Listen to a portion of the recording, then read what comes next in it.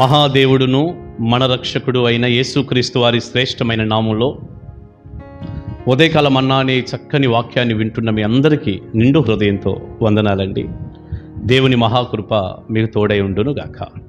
ఎలా ఉన్నారు మీరు మీ కుటుంబాలు క్షేమమే కదా? రండి, మనం పరిశుద్ధ గ్రంథంలో నుంచి చక్కని వాక్యాన్ని మనం ధ్యానం చేద్దాం. దైవజనుడైనటువంటి పౌలు హెబ్రీయులకు రాసినటువంటి పత్రిక 10వ అధ్యాయం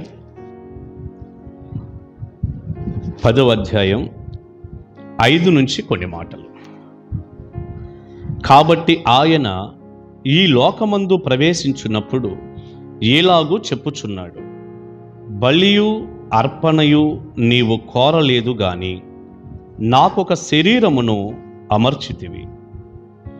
పూర్ణ హోమములను పాప పరిహారార్థ బలులను నీకిష్టమైనవి కావు. అప్పుడు నేను గ్రంథపు చుట్టలో నన్ను గూర్చి వ్రాయబడిన ప్రకారము, దేవా నీ చిత్తము నెరవేర్చుటకు ఇదిగో నేను వచ్చి ఉన్నానంటిని. ప్రియులారా, దైవజనుడైన పౌలు ప్రభువైన యేసుక్రీస్తు వారి గురించి చెబుతున్న మాటలివి. యేసు ప్రభువారు శరీరధారిగా ఈ భూమి మీదకు వచ్చి సంచరించాడే, శరీరాన్ని కలిగి ఆ జీవితం గురించి మాట్లాడుతూ ఈ విషయాలన్నీ చెప్పుకొచ్చాడు. కాబట్టి ఆయన ఈ లోకమందు ప్రవేశించినప్పుడు ఎలాగో చెప్పుచున్నాడు అంటూ, ఈ లోకమందు యేసు ప్రభువారు ప్రవేశించాడు అంటే అంతకుముందు ఎక్కడున్నాడు? పరలోకంలో ఉన్నాడు, తండ్రి యొద్ద ఉన్నాడు. ఆయన శరీరధారిగా కన్యమరీ గర్భాన ఈ లోకంలోనికి ప్రవేశించాడు. ఆ ప్రవేశించిన ప్రభు ఇలాగ చెప్పుచున్నాడు అంటూ, నువ్వు బలియు అర్పణయు నీవు కోరలేదు గాని నాకొక శరీరమును అమర్చితివి. తండ్రి అయిన దేవునితో మాట్లాడుతున్నాడు యేసయ్య. పూర్ణ హోమములను పాప పరిహారార్థ బలులను నీకు ఇష్టమైనవి కావు. అప్పుడు నేను, ఇవి నీకు ఇష్టమైనవి కావు గనక అప్పుడు నేను ఇలాగన్నాను అని యేసు ప్రభువారు తన తండ్రితో చెప్తున్న మాట ఇలా రాయబడింది. అప్పుడు నేను గ్రంథపు చుట్టలో నన్ను గూర్చి వ్రాయబడిన ప్రకారము. గ్రంథపు చుట్టలో అంటే పాత నిబంధన గ్రంథంలో, ఎందుకంటే అప్పుడు వాక్యం అంతా కూడా గ్రంథపు చుట్టల మీదే ఉండేది. జంతు చర్మాల మీద రాసి చుట్టలాగా చుట్టి, ఒక చాపను గనక చుట్టినట్టుగా చుట్టి ఉంచేవారు. అందుకే దాన్ని గ్రంథపు చుట్ట అని పిలుస్తారు. బైబిల్లో చాలా స్థలాల్లో మనకు ఆ పదం కనపడుతూ ఉంటుంది. కనుక పాత నిబంధన గ్రంథంలో యేసు ప్రభు వారిని గూర్చినటువంటి ఎన్నో సంగతులు ఉన్నాయి. గ్రంథపు చుట్టలో నన్ను గూర్చి వ్రాయబడిన ప్రకారం నేను వచ్చాను అంటున్నాడు యేసయ్య. గ్రంథపు చుట్టలో ఆల్రెడీ నన్ను గురించి రాశారే, దాని ప్రకారంగా అవన్నీ నెరవేర్చబడినట్లుగా నేను వచ్చాను అని చెబుతూ ఒక మంచి మాట, దేవా నీ చిత్తము నెరవేర్చుటకు ఇదిగో నేను వచ్చి ఉన్నానంటిని. ఎంత మంచి మాట అండి. తండ్రితో ప్రభు అంటున్నాడు శరీరధారిగా ఉన్నప్పుడు, దేవా నీ చిత్తము నెరవేర్చుటకు ఇదిగో నేను వచ్చి ఉన్నాను అన్నాడట. ఈ ఒక్క మాటను బట్టండి మనకేం అర్థం అవుతుందంటే, ప్రభు అయిన యేసుక్రీస్తు వారు తండ్రి మాట మేరకు పరలోక మహిమనంతా విడిచిపెట్టి శరీరాన్ని ధరించి భూలోకానికి ఎందుకు పంపబడ్డాడు? పాత నిబంధన గ్రంథంలో ఆ గ్రంథపు చుట్టలో వ్రాయబడిన మాటలన్నిటినీ నెరవేర్చున్నట్లుగా ఎందుకు శరీరధారిగా ఈ భూమి మీదకి పంపబడ్డాడయ్యా అంటే, యేసయ్య అంటున్నాడు, నీ చిత్తము నెరవేర్చుటకు ఇదిగో నేను వచ్చి ఉన్నాను. అంటే యేసు ప్రభు వారు ఎందుకు వచ్చారయ్యా శరీరధారిగా అంటే, తండ్రి చిత్తాన్ని నెరవేర్చుట. అవునండి, చాలా స్థలాల్లో మీరు యోహాను సువార్తలో కానీ మరి ఎక్కడైనా సువార్తల్లో చదవండి, ఎన్నో సందర్భాల్లో ప్రభు అంటాడు, నేను నా తండ్రి చిత్తం చేయటానికే వచ్చాను. ఆయన ఇష్టం నా జీవితంలో నెరవేర్చటానికి నేనున్నాను.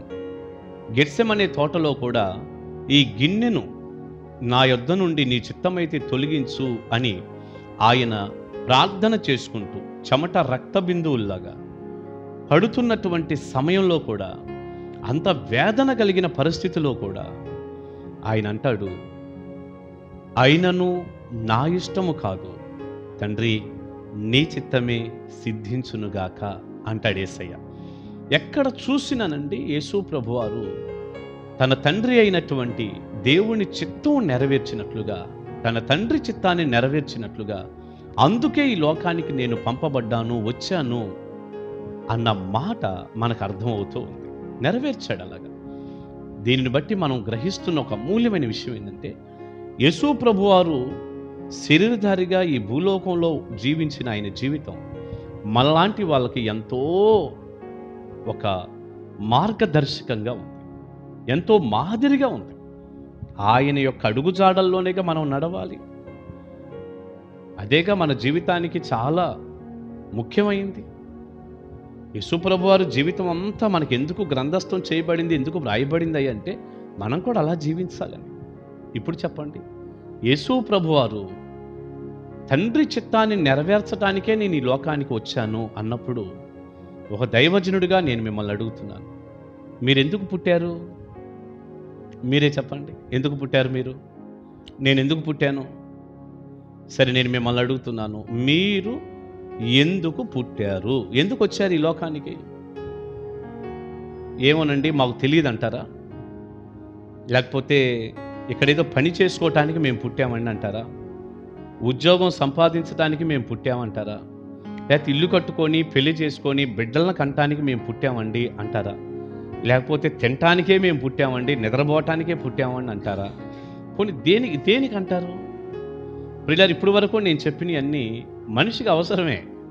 ఒక ఇల్లు, వివాహమో, భోజనం చేయటమో, నిద్రపోవటమో, ఒక జాబో వద్దని కాదు. కానీ మనం ఈ భూమి మీద జీవించినంత కాలం అవి మనకి ఉపయోగమే అయినా వాటినేదో కలిగి ఉండటానికి, వాటిని మనం నెరవేర్చడానికి పుట్టలేదండి. వాటి కోసం మనం పుట్టలా. మనం ఎవ్వరమైనా పుట్టింది ఎందుకయ్యా అంటే దేవుని చిత్తం అనేది ఒకటి ఉంటుంది. ఒక మనిషి ఎలా జీవించాలి ఏంటి, ఒక మనిషి ఎడల ఆయన సంకల్పం ఏంటి, ఆయన చిత్తం ఏంటి ఉంటుంది. అది నెరవేర్చటానికి మనం ఈ లోకంలో జన్మించాం, గుర్తుపెట్టుకోండి. కానీ నాడు చాలామంది ఏం చేస్తున్నారు, న్యాయాధిపతుల గ్రంథం ఆఖరి అధ్యాయం ఆఖరి వచనంలో ఉంటుంది, ఇశ్రాయేలీయులకు రాజు లేడు గనుక వారు తమ ఇష్టానుసారంగా ప్రవర్తిస్తున్నారు, వారి ఇష్టాన్ని నెరవేర్చుకుంటున్నారు అని ఉంది. ఈ రోజున ఏదో చెప్పేవాడు లేక చెడిపోయాడు అన్న సామెత మాట చొప్పున చాలామంది ఏం చేస్తున్నారంటే వారి ఇష్టం, నా ఇష్టం. ప్రియులారా, నా ఇష్టం అనే మాట అంత ప్రమాదం రెండోది లేదు. మన ఇష్టం ఎట్లయిద్ది? నా ఇష్టం, నేను ఇలాగే చేస్తా, నేను ఇలాగే ఉంటా, నా ఇష్టం నేను చూస్తా, నా ఇష్టం నేను తింటా, నా ఇష్టం నేను వెళ్తా. కుదరదండి. నీ ఇష్టం నా ఇష్టం కాదు. అసలు ఒక మారు మనసు పొంది రక్షింపబడి యేసు ప్రభువుని నమ్ముకున్నాం అంటేనే మన ఇష్టాన్ని పూర్తిగా చంపేసి పక్కన బారేసి మన ఇష్టాన్ని దేవుని ఇష్టానికి లోబరచటమే మారు మనసు అంటే. ఇక ఆయన చిత్తం మనలో జరగాలి, ఆయన ఇష్టం మనలో నెరవేర్చబడాలి.